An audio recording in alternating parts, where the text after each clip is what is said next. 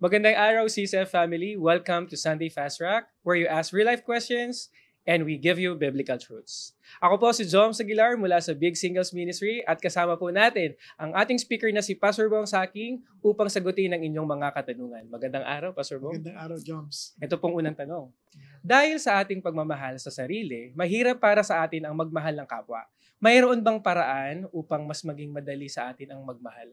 Ayan, alam mo, ang pag-ibig na totoo, galing yan sa Diyos.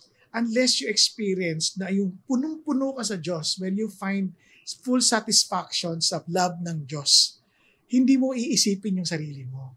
Kaya mo lang naiisip yung sarili mo kasi you are longing for something to fill you up. Lagi tayong may kulang. There's some form of emptiness. Yung sa Tagalog, yung kahungkagan sa loob. No, kaya ngayon, dahil parang butas yan, hindi mapunan. And only God who is eternal can fill that up. Kaya naiinis tayo kasi hinahanap natin sa tao yan, nadi-disappoint tayo dahil hindi lang maibigay. Kaya para mapagtagumpayan mo yan, you need first to experience the overflowing love of God. Nang sa ganun, yung overflow na yun, hindi mo mako-contain yun kasi eternal siya eh. You have to share it to somebody. Kaya it's not about us, it's all about God. Ang ganda ng sagot mo dun, Pastor Bong, yung kailangan talagang ma-experience yung pagmamahal ng Diyos. At dahil po dyan, ito yung pangalawang tanong. Marami sa atin ang kulang o naghahanap ng pagmamahal. Paano ba tayo magmamahal ng kapwa kung tayo mismo ang may pangangailangan nito? Hanggat hindi ka napupunan, hindi mo maibibigay.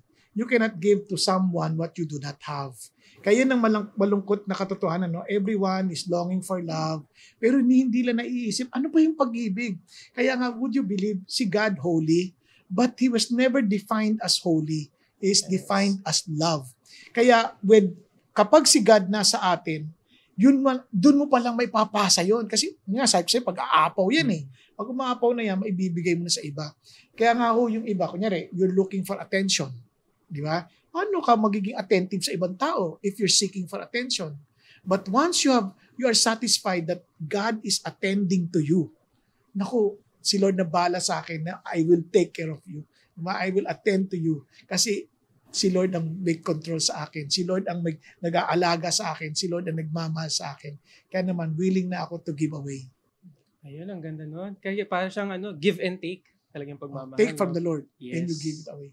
Ayun. At ito po ang pangatlo at huling katanungan.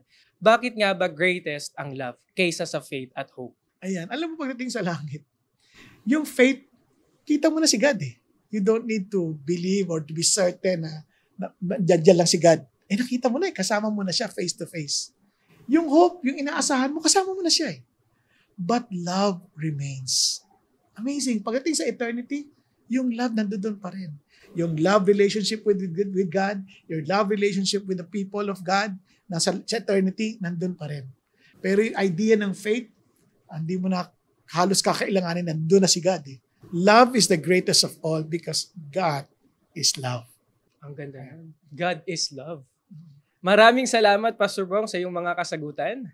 Pero bago tayo magtapos, iniimbitahan po namin ang lahat ng singles na samahan kami every Friday, 7:30 p.m. dito sa CCF Center or satellites near you para sa Big Fridays. You may also follow Big Singles Ministry Facebook page or YouTube channel for updates. Kita-kits, and that's it for Sunday Fast Track. God bless.